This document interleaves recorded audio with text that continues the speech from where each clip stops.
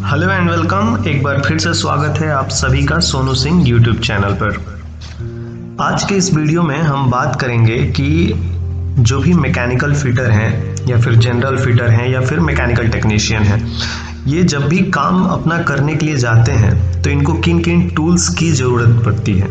जो भी necessary tools होते हैं वो तो उनके पास काम करने के दौरान होना ही चाहिए। सही टूल्स हमारे पास ना होने की वजह से कई बार बहुत सारी परेशानियों का सामना भी करना पड़ता है। अक्सर हमने ऐसा एक्सपीरियंस किया हुआ है। मुझे लगता है कि आप इस बात को मेरी एक छोटी सी खुद की स्टोरी है जिसे मैं आपको बताना चाहूँगा, जिसके ज़रिए आप एक्सपीरियंस कर पाएंगे। आप समझेंगे कि सभी टूल्स का, जो भी नेसेसरी टूल्स हमारे पास होने चाहिए, वो हमें हमेशा रखना क्यों ज़रूरी होता है। तो एक बार क्या हुआ कि जब हम लोग काम कर रहे थे तो सुपरवाइज़र ने हमें वर्क परमिट दिया और कहा कि ये गैस्केट चेंज करना है। जब हमने उसका लोकेशन देखा तो वो टावर के ऊपर वो लोकेशन था और करीब ज़मीन से ऊपर हमें चढ़ के जाना था थ्रू मंकी लेडर, और वो करीब उसमें उस टावर में लिफ्ट नहीं था। तो हमें ऐसे ही मंकी लेडर के सहारे जाना था ऊपर तक, और वो करीब 40 मीटर ऊपर था नीचे से। तो हम गए, काम करने के लिए गए, सब कुछ ले गए, सारा टूल्स वगैरह ले गए। हमारे ध्यान में कोई चीज़ छूटा हुआ नहीं था। जब हम ऊपर गए तो काम करना शुरू किया तो क्या हुआ कि हमने सारे बोल्ट्स वगैरह खोल दिए। अब गैस्केट निकालने के लिए हमें फ्लांज को थोड़ा सा ओपनिंग करना था। उसके लिए एक टूल्स होता है जिसे जुम्मा कहते हैं, स्पर्ड रिंच भी कहते हैं इंग्लिश में। तो वो हमने गलती से छोड़ दिया था, भूल गए थे, ध्यान नहीं रहा था वो ले जाना। अब वहां पे इतनी प्रॉब्लम हुई हमें कि हम गैस्केट निकाल ही नहीं पा रहे थे। स्पैनर्स निकाल रहे थे लेकिन नहीं निकल पा रहा था। तो उसके लिए क्या होता है, स्पर्ड रेंज की जरूरत पड़ती है, जुम्मा की जरूरत पड़ती है। तो अब वहां पे प्रॉब्लम क्या हुई कि एक तो 40 मीटर ऊपर हम लोग गए हुए हैं, फिर से चढ़ना उतरना प्रॉब्लम होती है। कहने का मतलब टाइम कंज्यूमिंग होता है। जो काम हमें आधे घंटे में दिया गया करने के लिए, उसमें फिर 15-20 मिनट आपका आने जाने में टाइम जो बर्बाद होगा। तो इसलिए आप जब भी काम करने जाएं तो आपके पास जो भी नेसेसरी टूल्स हैं वो तो एटलीस्ट होना ही चाहिए। तो आज हम बिल्कुल इसी बारे में चर्चा करेंगे कि अगर आप कहीं भी काम करने के लिए जा रहे हैं, अगर आपको कोई जॉब दिया गया तो आपको कौन कौन से टूल्स नेसेसरी आपको रखने चाहिए। और एक बात और, ये जो टॉपिक है आज का कि जनरल फिटर वर्क का टूल्स क्या क्या होता है, तो ये इंटरव्यू के लिहाज से भी बड़ा ही इम्पोर्टेंट होने वाला है। क्योंकि जब भी अगर आप फ्रेशर्स हैं, अगर आप काम अभी इंटरव्यू दे रहे हैं काम के लिए, तो जब भी आप इंटरव्यू के दौरान जाएंगे तो क्लाइंट अक्सर आपसे स्पैनर के रिलेटेड कुछ ना कुछ सवाल पूछ ही देता है। कम से कम 1 या 2 सवाल तो होते हैं जिसमें आपसे पूछता है कि ये कौन सा स्पैनर है, या फिर स्पैनर का नाम बता देता है। उसके पास एक कैटलॉग होती है, बुक होती है, जिसमें वो आपको दिखाता है और पूछता है कि ये कौन सा स्पैनर है, या फिर नाम बता देता है कि ये स्पैनर कौन सी है। तो आपको पहचानना होता है, आपको जानना होता है, बताना होता है। तो इस तरीके से जब तक आपका ये टॉपिक क्लियर नहीं होगा कि कौन कौन से टूल्स आपको ज़रूरत होता है या फिर आपको कौन कौन से टूल्स की आवश्यकता होती है, तब तक आप सही से इंटरव्यू भी क्लियर नहीं कर पाएंगे, और जब आप काम करेंगे तो काम करने में भी परेशानी आएगी बिल्कुल।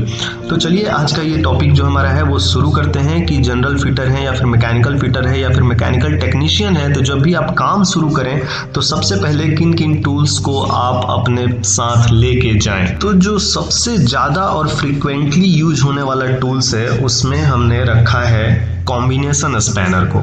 जी हाँ, किसी भी इंडस्ट्री के अंदर अगर मेंटेनेंस का काम है तो सबसे ज़्यादा अगर कोई स्पैनर यूज होता है तो वो होता है कॉम्बिनेशन स्पैनर। अब कॉम्बिनेशन स्पैनर को पहचानें कैसे, उसमें 2 हेड होता है जिसमें एक तरफ से ओपन एंड होता है और दूसरी तरफ से रिंग होता है। तो आप देख के बिल्कुल ही आसानी से पहचान जाएंगे कि एक तरफ ओपन एंड है, दूसरी तरफ रिंग है, तो ये कॉम्बिनेशन स्पैनर है, यानी इसको कॉम्बिनेशन स्पैनर कहेंगे। और एक खास बात इसकी ये है कि दोनों का साइज जो होता है सेम होता है, ओपन एंड का भी और रिंग का भी।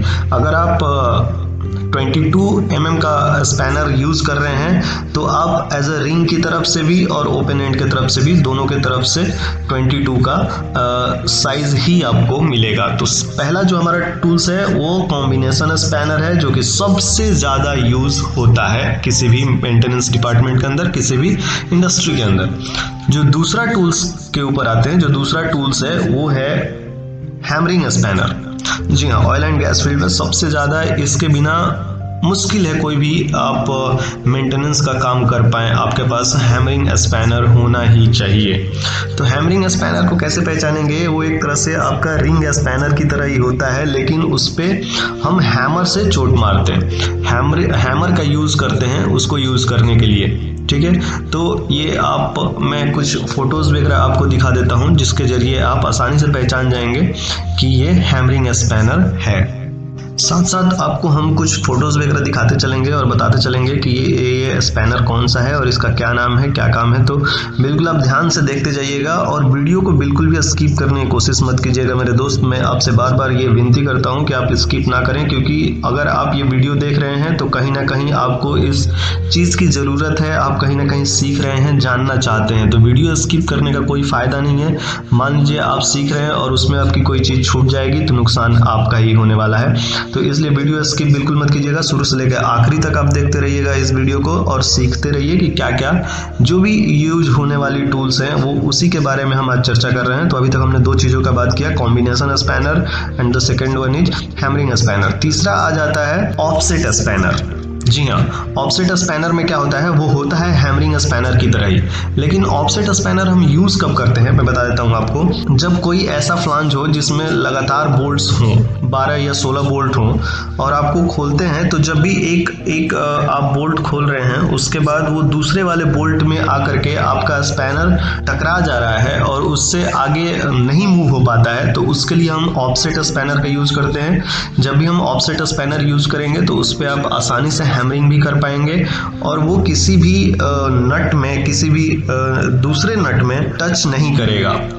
ऑफसेट नाम से ही क्लियर है कि उसमें ऑफसेट थोड़ा सा अलग रहता है, उसका हैमरिंग करने वाला जो पोर्शन होता है वो रिंग का जो स्पैनर है उसके रिंग से थोड़ा सा हट के रहेगा। ये फोटो के थ्रू आप देख लीजिए, आपको क्लियर हो जाएगा कि ऑफसेट स्पैनर कैसा होता है और क्यों यूज होता है। ये मैंने आपको बता दिया कि ऑफसेट स्पैनर का यूज इसलिए किया जाता है कि लगातार जो नट बोल्ट्स होते हैं उसमें स्ट्राइक ना करे, उससे थोड़ा सा हट के रहेगा तो आप आसानी से हैमरिंग कर पाएंगे और हैमरिंग करने में इजी भी होता है ऑफसेट स्पैनर से, तो इसलिए हम ऑफसेट स्पैनर यूज करते हैं। चौथा जो सबसे ज्यादा यूज होने वाला हमारा स्पैनर है वो है स्पड रिंच, जिसको जुम्मा भी कहते हैं। तो इसका यूज हम कब करते हैं? मैंने बताया कि जब भी आप एक स्टोरी बताई थी आपको कि जब हम टावर पे गए हुए थे तो उस समय हम जुम्मा नहीं ले गए थे, यानी स्पड रिंच नहीं ले गए थे, तो हमने बोल्ट तो खोल दिया था लेकिन फ्लांज को ओपन करने में ना थोड़ा सा दिक्कत हो रही थी। तो उसमें जो नोकीला पार्ट होता है इसका, एक तरफ से जो नोकीला पार्ट है, नोकीला लंबा सा जो पोर्शन है, उसके थ्रू हम फ्लांज का ओपनिंग कर देते हैं और फ्लांज ओपनिंग के दौरान उसके बाद हम गैस्केट को आसानी से निकाल लेते हैं। तो स्पड रिंच का भी बहुत इम्पॉर्टेंट रोल होता है किसी भी मेंटेनेंस वर्क के अंदर। तो ये था आपका स्पड रिंच। इसके बाद सबसे इम्पॉर्टेंट और सबसे खास बात आपको ध्यान रखने वाली जो चीज़ है वो ये है कि जब भी आप हैमर का यूज़ करेंगे किसी भी ऑयल एंड गैस इंडस्ट्री के अंदर, ये बात ध्यान रखिएगा, तो हैमर हमेशा आपका ब्रास का होगा। क्यों? क्योंकि ब्रास एक नॉन स्पार्किंग टूल्स है और जब भी आप काम कर रहे हैं, तो अगर आप मेंटेनेंस काम कर रहे हैं, अगर शटडाउन नहीं है तो आप कहीं ना कहीं लाइव लाइन में काम कर रहे हैं, यानी वो सारी लाइन ऑनलाइन है, सारी लाइन चल रही हैं, उसमें अगर थोड़ा सा भी स्पार्क होगा तो फायर का चांसेस होगा और कभी कभी फायर इतना बड़ा हो जाएगा कि वो कंट्रोल नहीं कर पाएगा आदमी।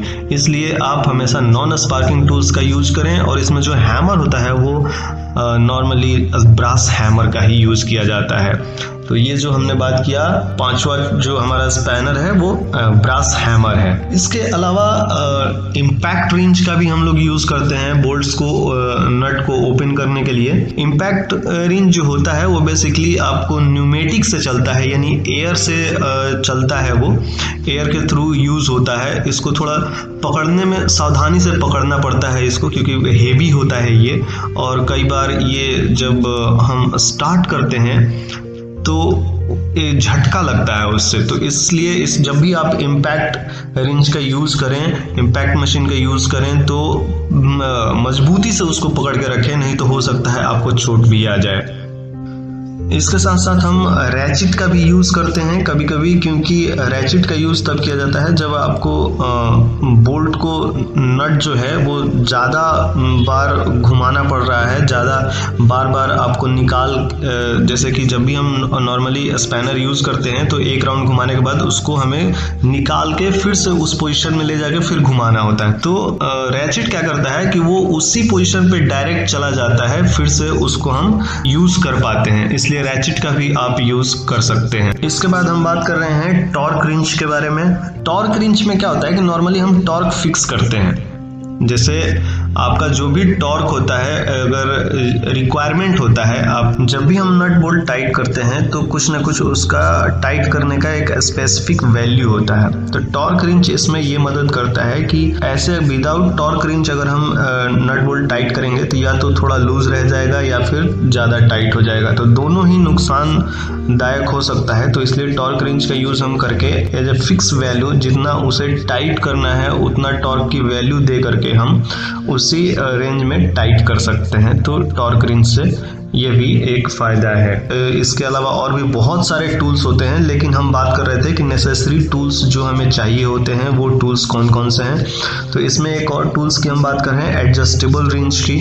एडजस्टेबल रिंच आप सबने यूज़ किया भी होगा, मुझे उम्मीद है कि पहले से, या फिर आपने देखा होगा। तो एडजस्टेबल रिंच का काम क्या होता है कि जब भी आप फ्रिक्वेंटली काम कर रहे हैं और उस साइज़ का आपके पास स्पैनर अवेलेबल नहीं है तो उस टाइम पे आप फ्रिक्वेंटली उसको यूज़ कर पाएंगे, क्योंकि जो आप साइज आपको चाहिए उस साइज में एडजस्ट करके आप आसानी से उस टाइम पे एडजस्टेबल का यूज़ कर सकते हैं।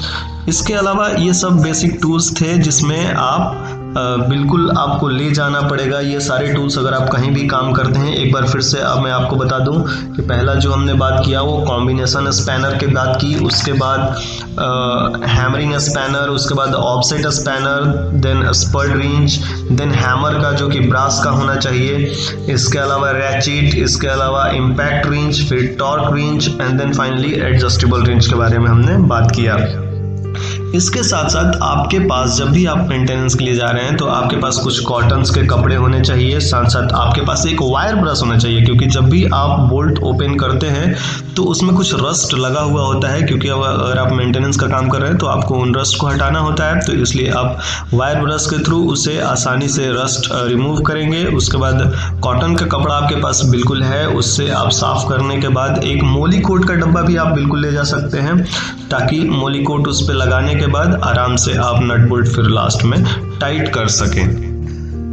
तो आज के इस टॉपिक में हमने बात किया कि जनरल फिटर के काम के लिए हमें बेसिक जो नेसेसरी टूल्स होते हैं वो कौन कौन से होने चाहिए, और वो बिल्कुल होना ही चाहिए जगह अगर आप काम करने के लिए जा रहे हैं तो आज के लिए बस इतना ही। और अगर इसके अलावा अगर आप और भी बहुत सारी वीडियोस हैं हमारे चैनल पे जो कि आप देख सकते हैं, जिसमें अलग अलग टॉपिक्स के ऊपर हमारी वीडियोस अवेलेबल हैं। तो हमारा एक प्लेलिस्ट भी है जिसे रिफाइनरी मेंटेनेंस और शटडाउन के नाम से है, तो उस पर आप जाइए और आसानी से आप देखिए और समझिए और सीखिए, और इंटरव्यू के दौरान आपको ये सारी टॉपिक्स हेल्प करेंगी, बिल्कुल हेल्प करेंगी, और आप आसानी से इंटरव्यू भी क्रैक करेंगे। तो आज के लिए बस इतना ही। और अगर आप पहली बार हमारे इस चैनल पर आए थे तो सब्सक्राइब करते हुए जाइएगा, ताकि आगे जो भी वीडियोस अपडेट हो वो आसानी से आप तक सबसे पहले पहुंचे। साथ साथ अगर आपको वीडियो अच्छी लगी हो तो लाइक, कमेंट और शेयर करना बिल्कुल मत भूलिएगा। Thank you very much, thanks a lot.